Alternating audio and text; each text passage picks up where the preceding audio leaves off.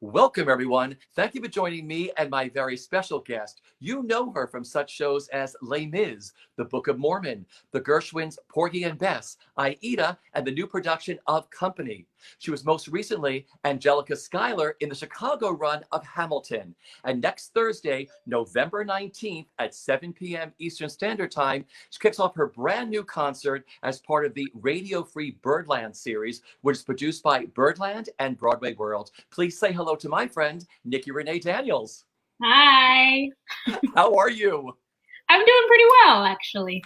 I was going to ask you, where are you all with the family? Because we're like now in our 8th month, since the New York theater shut down. How are you and your husband, fabulous actor Jeff Creedy, and your 2 daughters? How are you dealing and handling the pandemic? We've been doing okay, actually. Like you said, my last show was Hamilton in Chicago. So last year I was traveling back and forth from New York to Chicago every week and missing my family for most of the week. So I've definitely had a lot of time to catch up on family time and, really dig into homeschool and all that sort of thing. But yeah, we've mostly been in the city for this whole time. And over the summer, we went and visited some family in Kansas and Atlanta. And then we came back in time to start school. And I have to say, since school started back like in September, a lot of virtual concert type things have started popping up and happening. So I've actually been pretty busy learning new music. Really. Because this is the new now. I mean, it's like, I've had a lot of people on there like, Richard, just look at this part of the screen, because to the left is Hoarders and to the right is Hoarders. I have just stuff piled up. So right, I always have to run back and close all my closet doors behind me for these Zooms, and I set my computer up right here in the window so I get a little natural light going. They're like, don't look to the left. Don't look to the right. Nope. The New York theater shut down on March 12th. We had talked before we went on. I had Christopher Sieber here last week because his fabulous concert was part of Radio Free Birdland also. And he was saying, he misses the company so much of Company. And he was saying it was such a weird day. Like, what was that day like for you? And what are you missing the most from your cast and crew of Company? You mean the last day in the theater? Yeah. Well, it's strange because, for a couple of, maybe like a week or so, we had been having these sort of cryptic meetings at 5 o'clock after rehearsal was over, like, just so everyone knows, if you travel out of the country, you have to quarantine for 2 weeks, and, just giving us little updates. And then we would hear things through the grapevine, like, oh, an usher at the theater 2 doors down from us has the virus, And so, because I think as Americans, we felt a little invincible in that regard, because you always hear about these things happening, Ebola and SARS and all that, and they never quite have affected us here, at least not in our lifetimes. And so it was like something we were all aware of, but kind of like, it'll be fine. And I think when the shows closed down, there were like less than 50 cases in New York City or something. So it seemed like, maybe this will go away. And so the day before, we had a meeting with our producers, and they were like, we're meeting with the Broadway League tomorrow. We're not really sure what's going to happen. So that night at the end of the show, I was like, let me take my school phone just in case. I might have a few days to work on some understudy stuff or whatever. And then that Thursday or Friday, we were supposed to have rehearsal because we were in previews. So we rehearse all day during the previews and then do the show at night. And they emailed us earlier that day and said, there's no rehearsal today. And so then we were like, And then I saw on Instagram, I think Mrs. Doubtfire was one of the first casts to put up a thing that said, we're suspending performances until April 14th. And I was like, whoa, okay. And then a few hours later, we got the call that all of Broadway was suspended for a month. And so we were like, okay, a month off. Well, that won't be so bad. No idea what was coming. And then that Monday, schools got canceled. And then I think it was like, oh, okay, maybe this is a little more serious than we had anticipated. So there you went from like rehearsals to previews, and you were on that train ride. What's it been like being a part of this incredible production of Company? Oh, I love it so much. I've loved working on this. I mean, I always feel especially lucky to get to be a part of something new, because I've done a lot of replacing in my career, which is amazing. I'll take any opportunity to perform, especially on Broadway, but there's something about getting to be in the room from the beginning and to make, choices based on you and not sort of try to fill someone else's shoes. And even though this revival had been done in London, Marianne really wanted to set it on us. You know, it wasn't about trying to sort of recreate, and it was a huge success in London, and I'm sure it was amazing. I didn't see that production, but it wasn't about trying to recreate that. It was about, this is the group that we have here, so let's find this work with these people. And we did so much table work and really like little rewrites that we'd have to get approved by Stephen Sondheim and like little things that sort of made it our own. And it was so much fun. The cast was so much fun. And what I really appreciate about this cast is that everyone was a Broadway veteran. You know, we're all at least 35 in order to be in the show. And so there was just such a level of like appreciation for being there, because, you know, I've done a lot of shows with younger casts, and it's like, you want to look at these 20-year-olds and say, you have no idea how lucky you are to be here and be on Broadway. And they seem to sort of take it for granted. And the people in the room for company did not take it for granted. And it was especially amazing to get to watch Patti LuPone up close, because she's amazing. And so I keep saying amazing, but she's just incredible. And she's such a legend in the world of the theater. You know, I read her book when I was in college. And so to get to watch her up close and in person was just, it was an honor every day. Now, you share the stage a lot with Christopher Fitzgerald. I mean, yes. What is it like? I mean, he must have like made you laugh nonstop during rehearsals.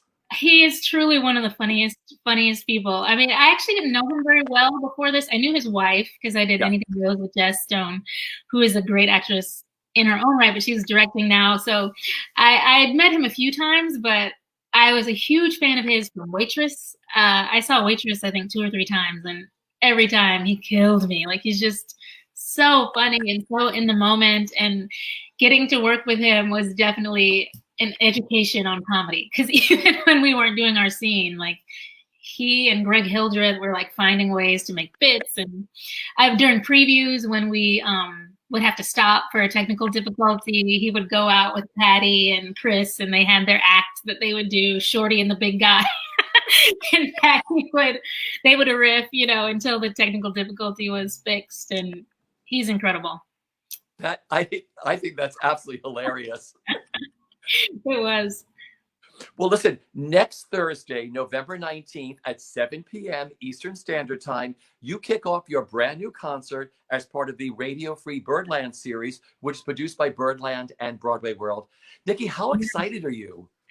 I'm really excited. I mean, you know, I'm not necessarily a huge cabaret artist per se, but I've done a few shows, but this one felt a lot more personal to me, because the other cabarets that I've done have been like, this is your theme, do something on the American Songbook, or do a Christmas theme show or something. But this was the first time that I really put together my own show, and it's super personal because I wanted to address, obviously, these strange times that we're in. So, and I also wanted it to be uplifting and, you know, a bright spot in people's day, because Lord knows we need it right now. And I know so many people are struggling, and I know Broadway fans really miss being in the theater. So I wanted it to be uplifting and to tell a little bit about my life and about my time in the theater and what it's been like being a Black woman in the theater and Broadway. And it's super, super personal. So I'm very proud of that.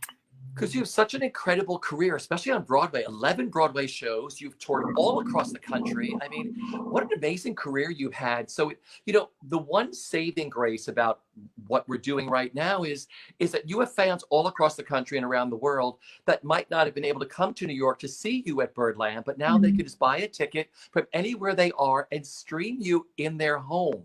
Yeah, I will say, I think that, you know, there are a few positives that can be gained from this time that we are living so virtually, because I've also done a lot of master classes with groups in California or North Carolina that maybe couldn't have afforded to like fly me there and put me in a hotel with students, but we can do it virtually and have, you know, still have it be like an educational moment. So the same with these concerts. I think it's really neat that people from all over the world can get to see something without paying for $1,000 plane ticket from Australia or whatever. You know? What are some of the songs and composers? What can you give us a little hint of? What are you going to do? Well, I do some Adam Gettle, some Gershwin. I sang some songs from my career, some Stephen Schwartz, a few gospel songs. It really runs the gamut. India Ari. There's a lot of different styles and composers that I threw in there. Because I really wanted the songs to tell the story that I was trying to tell, more so than fit a story around the songs that I liked. So I really tried to find pieces that gave the message of what I wanted to say. What was the whole day like? Because I mean, you traveled down with masks on and all this stuff, and like your husband came. Your husband came that day, right? Because Jeff didn't show. No, oh, he didn't. I didn't have any guests. No, it's just me. Oh, great. Okay. Yeah, normally I make him perform, but part of the thing when they asked us to do it is they wanted us to try to keep it to the smallest number of people as possible. And I had a pianist and a guy who played bass and guitar as my musicians. So I was trying to, keep it small. So who backs you up? Who's backing you up? I had Alvin Huff Jr. on keys. He's a music director. He was a music director for Once on This Island. And right now, I think he's the associate music director for Tina, the Broadway show. And Justin Goldner, who I worked with on another solo show I did a couple years ago, but I especially thought of him because he plays bass and guitar equally well. So I thought, I can get a twofer with him. And I think he's played on Dear Evan Hansen and some shows like that. So what was the day like for you? I mean, going in there, because this is the new now, it's like no audience, no applause, and like I'm doing my nightclub act for you. For empty chairs. I have to say it did. I'd be lying if I said it didn't throw me a little bit to not have any applause. Especially after those big songs, you're like finish and it's like crickets. So anyway, you continue on. So yeah, and they, so I got there and I wasn't there super long because my show is 50 minutes and we did a sound check right before. So that was actually my first time getting the lay of the land in this space because I'd never performed there before.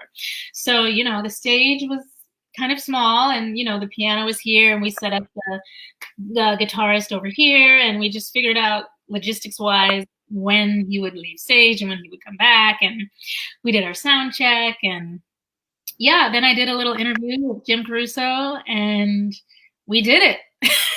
We ran it. We had to call a couple of times for the speaker wasn't working or something, but it was just for a few seconds to fix it, and then we continued on because we wanted to try to make it seem as live as possible. And there was a camera there, and the director said it's better if you try to play to the camera. There was a light right on the camera. So I tried to look at the light to sort of picture my audience that way. So yeah, that was how we did it. I love it. I'm trying to tell people it's sort of like filming a television special like Sinatra and all these people used to do in the 50s and 60s. There wasn't an audience there. Joe Layton used to do this with Barbra Streisand, all these TV specials. So I'm like, if you can put that mindset, like the audience, the camera is the audience, and I'm doing like a television special. Yeah. So that was kind of it. But it was especially interesting because, like I said, this was a new show. So it wasn't like, I've done this before, so I know where the laughs are and I know where the applause is. So I just tried to imagine. I love that. We'll see. Well, I mean, did you bring, I spoke to someone the other week and they were like, I brought 2 or 3 outfits because I wasn't sure what the background was going to be and how it was going to, Did you, I saw on Instagram, whatever, you're so smart. I think you posed in 3 different dresses and I was like, you should wear all of those.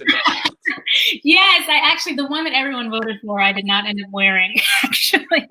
But I thought about it in advance. So I actually asked them if I could watch Jessica Vosk's show so I could sort of get the lay of the land and see what the background and curtains look like. So based on the color of the curtains, I picked 3 dresses that I thought would look good against that backdrop. And the one that everyone liked ended up fitting a little snugly that day. Snuggly, I love that word. Because COVID, so I was like, okay, I need something where I can breathe a little better. So I chose one of the other ones. Well, they're all beautiful, so I cannot wait. I said, she looks stunning. Oh, thank you. Well, again, the concert is Thursday, November 19th at 7 p.m. Eastern Standard Time. It kicks off with an interview, like she said, with the wonderful Jim Caruso, who is also one of the producers, alongside Ryan Patternite, who is also the director. Tickets are available at BroadwayWorldEvents.com and at Birdland Jazz. And you could just Google Nikki Renée Daniels. I mean, you could do anything. It just takes you to tickets. And they're only $23.50. The concert will then be available for 30 days at Broadway World Events. I just think it's so exciting. You know, we have some time. You have such a fascinating career, like we talked about beforehand. Everything you've done is so different. All the 11 shows you've done on Broadway and all the work you've done on tours and across the country and at City Center. So I want to talk about some of the highlights. Just tell me what comes to mind, a great story or a fun memory, okay? Sure. Well, I always say people usually ask what's your favorite role or what's your favorite show, and I feel like I have two different answers for those because definitely my favorite role would be Angelica in Hamilton, which I got to do last year. I mean, you know, Lin and I are around the same age, so the music that is in the show, even I saw the show before the soundtrack came out, and I knew every reference, every hip hop reference and all that, because it's all the music that I knew growing up. So I know people don't necessarily think of me as a rapper, but I loved, you know, and satisfied getting to like rap and getting to play this really grown up, you know, intelligent woman. You know, I feel like a lot of my career I've played the ingenue role. And actually, when I auditioned for Hamilton, I thought, I feel like I'm more right for Eliza than Angelica. But then when I actually got in there as Angelica, I was like, oh no, I'm a grown up now. You know, I went from Nabalungi straight to Angelica. And it was just so neat to play someone with so much savvy and intelligence. And what I think is the best song in the show is Satisfied. I mean, there's just so much there to play as an actor. Every night I would find something different. I mean, there's just so many words. And depending on which understudies were on, and all that, it just was the most amazing and terrifying number to get to do because every night it was just different. So I love that. I was going to ask you, what is it like living in the world of Lin-Manuel Miranda and Hamilton? You know, Chicago was this huge sit-down run. I mean, people who might not have been able to get to New York, or New Yorkers who were like, I'm going to Chicago. I want to see it again. Yeah. Well, especially as a replacement, you know, I was the third Angelica. Karen Olivo opened it there, and I replaced Montego Glover. So, you know, as a replacement in shows before, it's felt a little bit like sort of being plugged into a hole, and you hit the mark they hit, and you sing the notes they sing, and that's it. And what I love about the team in Hamilton is they're so involved. Like even in year 3 in Chicago, I saw Tommy Kail twice. Like he came right before I went on to rehearse with me. Alex Lacamoire came, and we actually even changed a couple of vocals that I did to like suit my voice better. And I was like, I'm kind of uncomfortable with that. He's like, well, why don't we do this instead? Let's figure it out. And I was like, okay. You know, it was just so neat to have it, to feel like it was tailored to me, even though it wasn't written for me. And Andy Blankenbuehler came. I mean, it was just incredible. Like I've replaced in shows before, and you don't see the creative team at all because the show is running, it's its own thing, and it's maintained by these certain people. But they're so collaborative there, and they really encourage you to make it your own, not just for the people playing the roles, but also the understudies. So, you know, sometimes the understudy would go on and the blocking would be a little different, and we would, you know, make it work, which I love as an actor. You know, you do the same thing 8 shows a week. It's nice to kind of, you know, stay thinking and like keep on your toes. And so when the understudies would go on, I'd be like, oh, a completely different take on this character that's just as valid and amazing. And it's like, I have a new sister tonight, right? Yeah. I had so many sisters. I remember there was one week that I had a different sister combination like every day. Different understudies, and it was fun. It just kept it lively for me. So anyway, that's a very long answer, but that's my favorite. Do you remember your first performance on stage in Hamilton, like getting on that turntable or whatever? Yes. I mean, it's terrifying. You know, it's terrifying.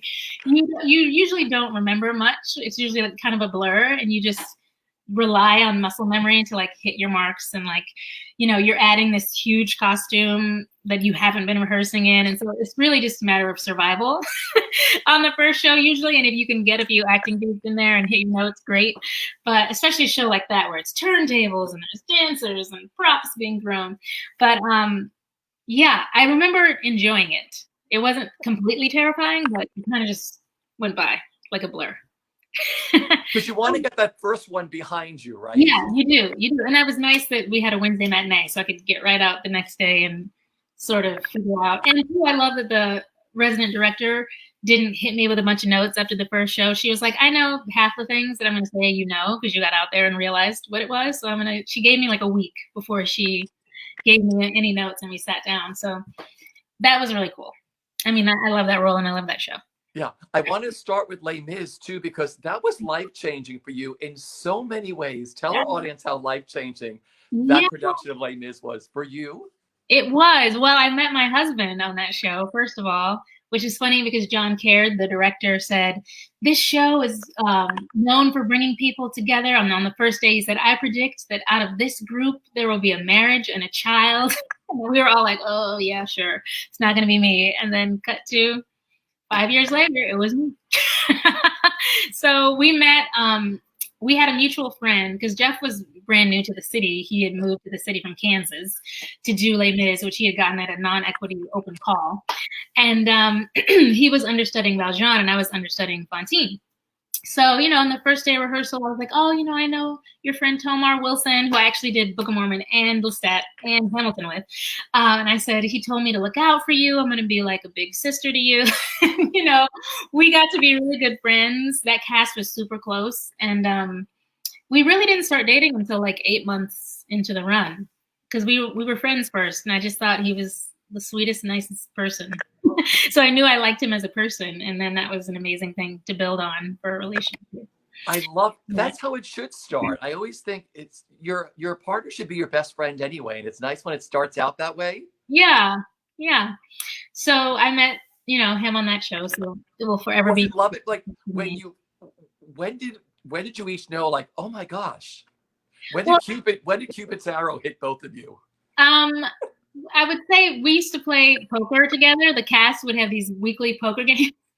And, you know, I feel like during the poker games, like something like shifted there and the other friends that were in the game would be like, oh, Dupes has a crush on Nikki. Nikki has a crush. You know, they would sort of like, you know, make fun of us or whatever for our the way that we interacted with each other. And then we had some moments on stage where we would start to kind of hold hands and, you know, little things like that. And then one of our friends was leaving the show and we were at like a cast party for it. And I found out that one of the guys in the show was bringing his girlfriend's sister to meet Jeff. And I was like, oh, no. I was like, can't let that happen. And I realized in that moment, oh no, I really like him. I should, you know, act on this. So I totally like blocked the girl. I was like, hey, can we talk? What's going on with us? You know, and from then on, we've been together. Oh, I love that story. It's going to be me. It's going to be me, not her. That's great. Well, that's when you know. Yeah. Listen, you have 2 daughters. I'm fascinated to watch your daughter. First, I have to tell you, I adore your YouTube channel. I think it's so spectacular. Oh, thank you. I just started it during the pandemic because I wanted some place to just drop some videos of me singing. It's so uplifting and so like spiritual. It's just so great to like, if I ever have like a bad moment, I'm like, I'm going to go to Nikki's YouTube channel and just watch her sing. Oh, that's so nice. Thank you. And I love that your daughter, Lena, is in the bathroom with you. You do a wash your hands like Hamilton number. I mean, yes. She's fierce. Oh yeah, she can really sing. She can, yeah.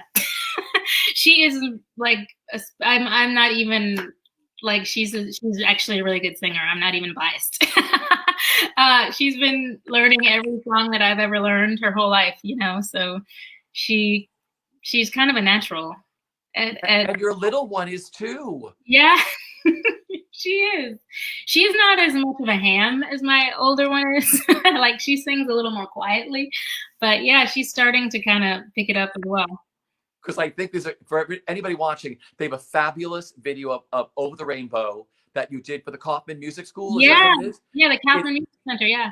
It's really fabulous. It's the Von Trapp family singers. It's the Creedy family singers. They are so incredible. The little one is so adorable. She will grow into her sister. She'll be like, oh, my sister's fierce too. I'm going to step up to her level. You know? Yeah, I think so. They definitely have a bit of a rivalry going already. You know, I want to mention the Gershwins, Porgy and Bess. What a stunning production put together by director Diane Paulus. Mm-hmm. I mean, you played Clara. You were opposite Audra McDonald and Norm Lewis in that glorious production.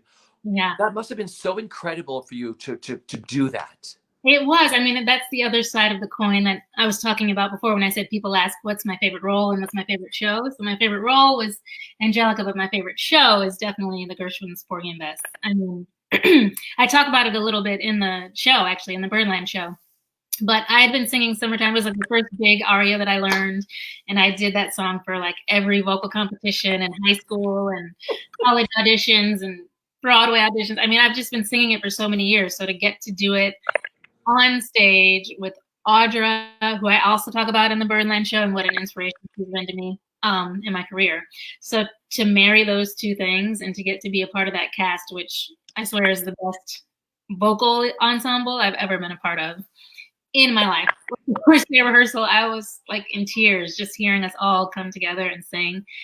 It was artistically just a dream. Josh Henry played my husband. He's so amazing, such a nice guy, such a good actor. I mean, I met my friend Allison Blackwell and I have been close ever since then. Brianna Parham. I mean, it's the most amazing group of people. David Allen Greer. So yeah, it was a dream. It was a dream to be a part of it. Yeah. I also love your solo debut album, which is called Home. So anybody watching, it streams on every platform. It's on Amazon. Another such a gorgeous album. How proud are you of that album? I'm really proud of it because I self-produced it and I actually sing 2 songs from it in the Birdland show. Yeah, I feel like it's a running theme with what I've been saying in a lot of interviews that I've done lately, but I really feel like I've been given a gift, you know, and so many people have told me that listening to this song has like helped me through my day, whether it's a YouTube video that I did or something. So I feel like it's a responsibility to share the gift. So that album was also another project that I really wanted to just be something that brightened people's day and was uplifting and a positive thing for people to listen to. Yeah, it's a beautiful album. Thank you. What are you missing the most with not being with your company cast? Oh, just the idea of getting in a room and creating with people is just, I feel like that's the best part of being in a show. I mean, I love performing for audiences, but creating and putting something together and trial and error and trying it again a different way and making it work for the audience, that's just the best part of putting on a new show. So I definitely miss just being in the room with them. And Marianne was just the greatest leader. She just, I can't say enough positive things about her. It was so much, she made it so fun and she made it stress-free. You know, she was just so nice and welcoming to any ideas and just a lovely, lovely woman and director and producer. She's everything, you know, and the fact that she's had this amazing, I think she's the only female director to have 2 Tony Awards, I think, or if not, one of the few. And she's just incredible. I love working with her. Because Chris Sieber said the same thing. He said, Richard, I've worked with so many incredible directors throughout my career, but he said she's just up there with the very best of them. Mm-hmm. She really is. And you got to do your first Sondheim show. This is what it is, right? Yeah. Well, the first one on Broadway. I played Joanna in Sweeney Todd when I was like 16 with the blonde wig and everything. But yeah, this is my first one on Broadway. And he would come to rehearsal and like he was at the Sitzprobe, which is crazy to me because, you know, he's such a legend. The fact that he's in the room while you're doing this is just incredible. Because I asked Chris the same question. Did he remember the first time he sang for Sondheim? Were you overwhelmed at all the first time he was there and watching you sing? A little bit, because he actually walked in for the first time while Chris and Katrina and I were running our scene. And so it was like, he's in the room. You know, you immediately just get like, you know, flames around your face. Just like, I can't believe he's sitting. And those rooms are so small and he's sitting like 10 feet away. So that was like a moment. Definitely a moment. But I'd actually got an email from him. I sang at a 4th of July party in 2009 or something like that. And it was at this producer's house. And it was me, Aaron Lazar, Alex Gimignani, and Celia Keenan-Bolger. And we were like the entertainment for the party. And every composer that we were singing the music was in the audience. So it was like Maury Yeston, Stephen Sondheim, Richard Maltby, like all these people. And he sought out my email address and he emailed me and said how delighted he was to hear me and that he hoped that I would like be in one of his shows one day or something. So he probably doesn't remember that now, but that was my first like message from him. And then I also got an email from him when I think we did some sort of video for Playbill for his 90th birthday, because we were supposed to open company on his 90th birthday. And we did some sort of happy birthday, Steve. And I did a Bless This Day, what I sing in company, but with different lyrics to say happy birthday. And he sent me an email after that. So yeah, that's definitely something I'm proud of. That is, you better print those emails out and have them framed in your office. I know. Well, my husband actually did frame the first one that he sent me. I mean, how many people have 2? You do. I know. It's crazy. And now I've got to get a picture. You'll get a picture. Company's going to be back. Listen, when Broadway is back, bigger and better than ever, I cannot wait to be in the audience for Company. I It's just the cannot. perfect show, right? For this Oh, yeah. post-pandemic, it'll be what people want to see.